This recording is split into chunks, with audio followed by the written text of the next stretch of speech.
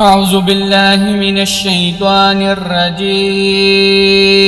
بسم الله الرحمن الرحيم. ألف لام را. تلك آيات الكتاب المبين.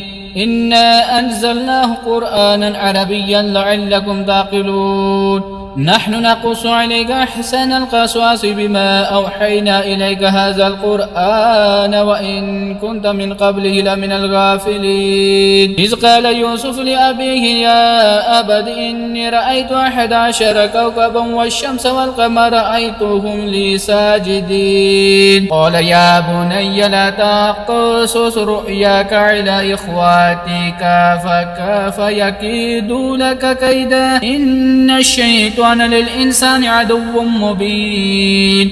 وكذلك يجتبيك ربك ويعلمك من تعويل الأحاديث ويتم نعمته عليك وعلى آل يعقوب كما أتمها على أبويك من قبل إبراهيم وإسحاق إن ربك عليم حكيم. لقد كان في يوسف وإخواته آيات للسائلين إذ قالوا ليوسف وأخوه أحب إلى أبينا منا ونحن عصبة إن أبانا لفي ضلال مبين.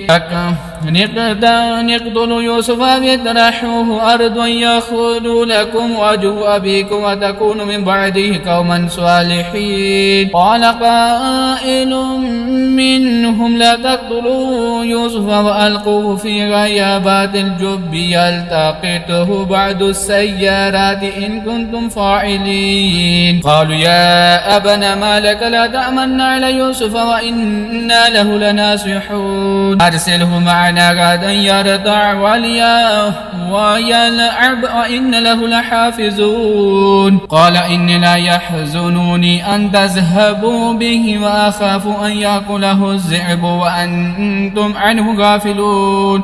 قالوا لئن أكله الذئب ونحن عصبات إنا إذا لخاسرون. فلما ذهبوا به وأجمعوا أن يجعلوه في غيابات الجب وأوحينا إليه لا تنبئنهم بأمره هذا وهم لا يشعرون. وجاءوا أباهم عشاء يبكون. قالوا يا أبنا إن ذهبنا نستبق وتركنا يوسف عند متاعنا فأكله الذئب وما أنت بمؤمن لنا ولو كنا صادقين. وجاءوا على قميصه بدم كاذب. قال بل سولت لكم أنفسكم أمرا فصبر جميل والله المستعان على ما تصفون. وجاءت سيارات فأرسلوا وارداهم فأدلى دلوه. قال يا بشرى هذا غلام فأسروه بدعاء والله عليم بما يعملون. وشروه بثمن بخس دراهم معدودات وكانوا فيه من الزاهدين. وقال الذي اشتراه من مصر لامرأته أكرمي مثواه عسى أن ينفعنا أو نتخذه ولدا. وكذلك مكنا ليوسف في الأرض ولنعلمه من تأويل الأحاديث والله غالب على أمره ولكن أكثر الناس لا يعلمون. ولما بلغ أشده آتيناه حكما وعلما وكذلك نجزي المحسنين. وراودته التي هو في بيتها عن نفسه وغلقت الأبواب وقالت هيت لك. قال معاذ الله إنه ربي أحسن مثواي إنه لا يفلح الظالمون. ولقد همت به وهم بها لولا أن رأى برهان ربه كذلك نصرف عنه السوء والفحشاء إنه من عبادنا المخلصين. واستبق الباب وقدت قميصه من دبر وألف يا سيدها لدى الباب. قالت ما جزاء من أراد بأهلك سوءا إلا أن يسجن أو عذاب أليم. أراد بأهلك سوءا إلا أن يسجن أو عذاب أليم. قال هي راودتني عن نفسي وشهد شاهد من أهلها إن كان قميصه قد من قبول فصدقت وهو من الكاذبين وإن كان قميصه قد من دبر فكذبت وهو من الصادقين. فلما رأى قميصه قد من دبر قال إنه من كيدكن إن كيدكن عظيم. يوسف أعرض عن هذا واستغفري لذنبك إنك كنت من الخاطئين. وقال نسوة في المدينة آتي امرأة العزيز تراود فتاها عن نفسه قد شغفها حبا إنا لنراها في ضلال مبين. فلما سمعت بمكرهن أرسلت إليهن وأعتدت لهن متكئا وآتت كل واحدة منهن سكينا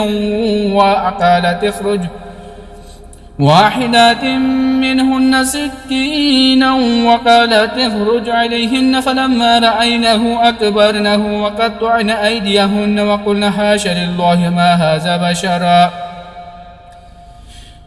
إن هذا إلا ملك كريم. قالت فذلكن الذين لمتنني فيه ولقد راودته عن نفسه فاستعصم ولئن لم يفعل ما آمره ليسجنن ولا يكون من الصاغرين. قال رب السجن أحب إلي مما يدعونني إليه وإلا تصرف عني كيدهن أصب إليهن وأكن من الجاهلين. فاستجاب له ربه فصرف عنه كيدهن إنه هو السميع العليم. ثم بدا لهم من بعد ما رأوا الآيات ليسجننه حتى حين. ودخل معه السجن فتيان قال أحدهما إني أراني أعصر خمرا وقال الآخر إني أراني أحمل فوق رأسي خبزا تأكل الطير منه نبئنا بتأويله إنا نراك من المحسنين. قال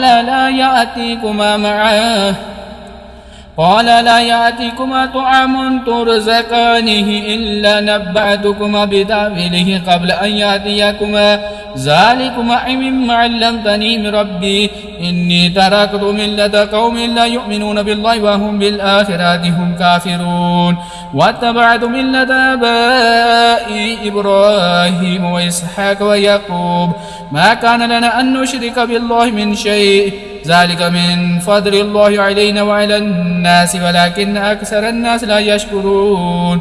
يا صاحبي السجن وأرباب متفرقون خير أم الله الواحد القهار ما تعبدون من دونه إلا أسماء سميتموها أنتم وآباؤكم ما أنزل الله بها من سلطان